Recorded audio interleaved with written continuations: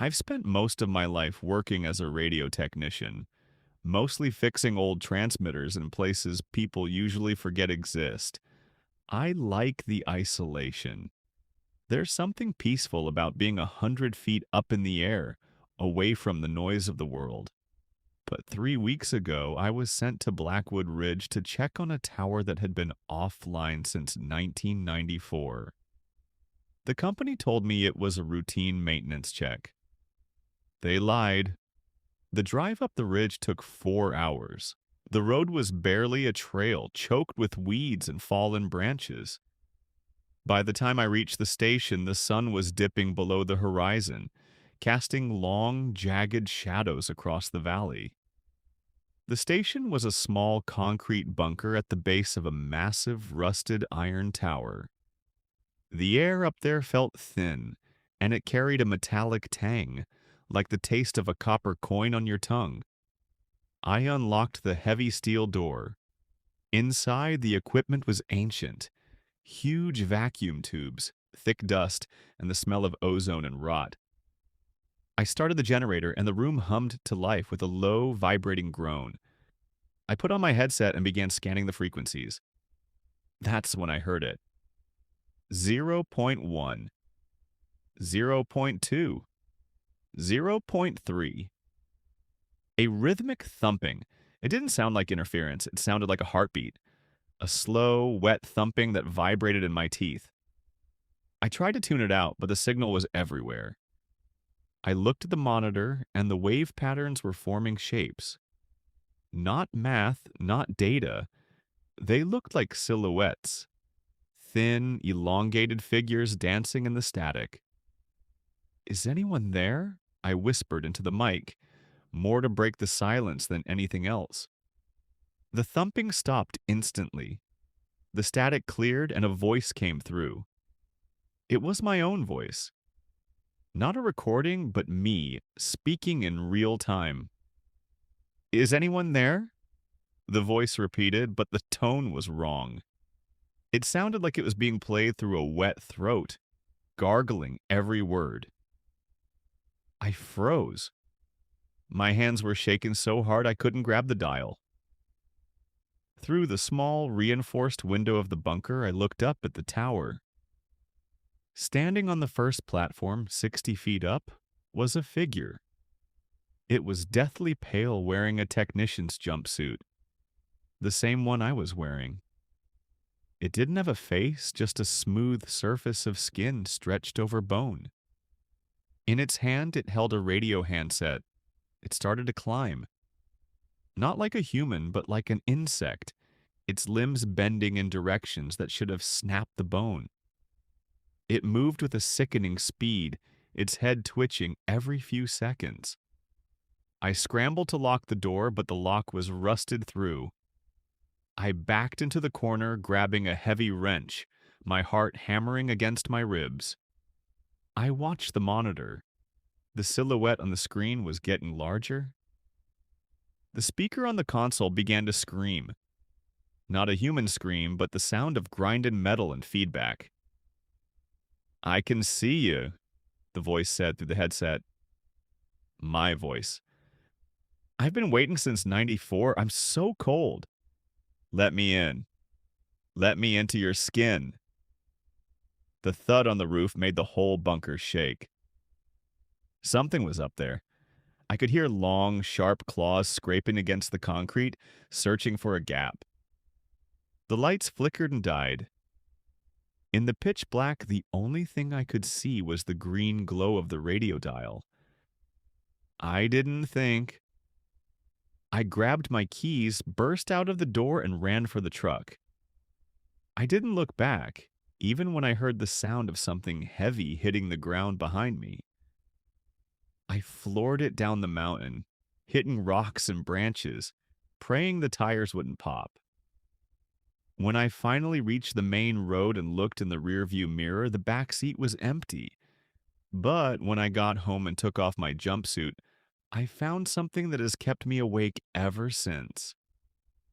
On the back of my neck, right where the headset sits, there were 5 small bruised indentations. Fingerprints. And every time I walk past a radio, even if it's turned off, I can hear a faint, distorted whisper. It's me. It's my voice. And it's counting down.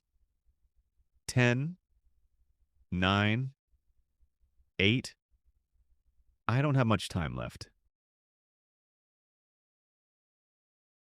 The fluorescent lights in the hallway didn't flicker. They hummed. A low, vibrating sound that felt like it was drilling into the back of my skull. It was my third night covering the graveyard shift at the St. Jude Medical Wing, a place that shouldn't have been open. Most of the floor was under renovation, covered in thick plastic sheets that looked like hanging skin in the dim light. At 3:12 a.m., the elevator at the end of the hall opened. I didn't press the button. Nobody was on that floor but me. I watched the metal doors slide back, revealing a figure standing perfectly still in the center of the lift. It was a man in a surgeon's coat, but the fabric was stained a deep brownish red. He was holding a bright red folder against his chest. I couldn't see his face. The light inside the elevator was too bright, turning him into a sharp, dark silhouette. "The shift is over," a voice whispered. It didn't come from him. It came from the intercom on my desk, right next to my hand. The plastic of the intercom was cold, almost wet. The figure stepped out. He didn't walk. He glided, his feet making no sound on the linoleum floor.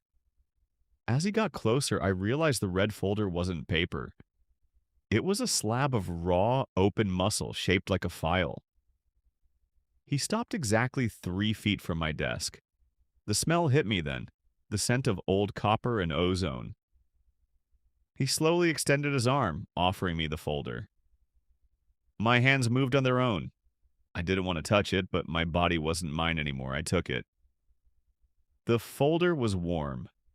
It pulsed in my grip, a slow, rhythmic throb that matched my own heartbeat. I looked down at it. There were no documents inside, just a single Polaroid photo pinned to the meat. It showed me, sitting at this exact desk, looking at this exact folder. But in the photo, my eyes were gone. In their place were 2 small red lights. I looked up to ask what this was, but the hallway was empty. The elevator was gone. There was no shaft, no buttons, just a solid brick wall where the doors had been. The hum of the lights stopped. I'm sitting here now, in the pitch black. I can't move my legs. I can hear the sound of a pen scratching against paper coming from the corner of the room. I don't need the lights to know what he's writing. He's filling out my death certificate. And he's taking his time with the signature. I've been a state trooper for 12 years, and I've seen things that would make most people quit on the spot. But nothing, and I mean nothing, compares to what happened last March on Route 42. It's a dead stretch of highway near an old quarry, the kind of place where the forest seems to lean over the road, trying to swallow the asphalt. It started with a call that came in around 2:14 a.m. The guy on the other end sounded like he was vibrating with fear. He told the operator he'd nearly crashed because a man was standing in the middle of the lane. But when he got out to check, the road was empty. Then he found a trail leading into the woods. Right at the edge of the tree line, there was a rusty baby stroller. Inside wasn't a baby, but an old rotary phone. And it was ringing. I was the first unit on the scene. When I pulled up, the guy's car was still idling, door wide open, but he was nowhere to be seen. I stepped out of my cruiser and the silence was heavy. It wasn't just quiet. It was like the forest was holding its breath. I followed the matted grass into the woods, my flashlight cutting through the fog. I found the stroller. It looked like it had been sitting there for 50 years. And he was right. There was a black Western electric phone sitting in the seat.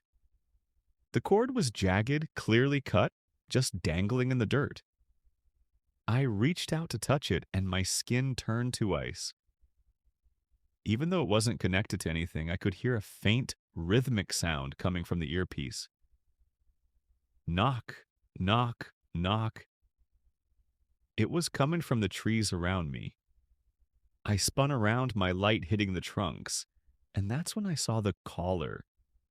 He was standing maybe 20 feet away, partially hidden behind an oak tree.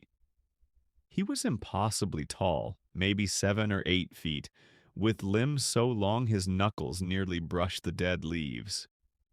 He didn't have a face, just a smooth, pale surface with a single dark horizontal slit where a mouth should be.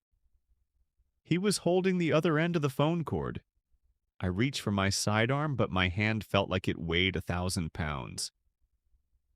The creature didn't move toward me. It just slowly lifted a hand and pointed up. I followed his finger with my light. High up in the canopy, tucked into the branches like a morbid nest, I saw the witness's clothes. His jacket, his shirt, even his shoes, all perfectly folded and hung on the branches 50 feet in the air. There was no blood, no struggle, just the empty clothes of a man who had vanished in seconds. I backed away, never taking my eyes off the slit in that creature's head. As I reached my cruiser, the radio sparked to life. It wasn't the dispatcher, it was the witness's voice. He was screaming, but it sounded like he was miles away, muffled by something thick. Underneath his screams, I heard that same mechanical clicking. I didn't wait. I floored it. When I got back to the station, my captain told me to write it up as a missing person case and forget the details. But the next morning, I checked my personal phone. I had one missed call from an unknown number. The voicemail was only 10 seconds long. It was just the sound of someone knocking on wood, followed by a whisper that sounded like dry leaves scraping together. "He's done with the trees. He wants to talk to you now." Since that night, I don't go near Route 42, and every time my phone rings, I let it go to voicemail. I'm too afraid of who might be on the other end of the line.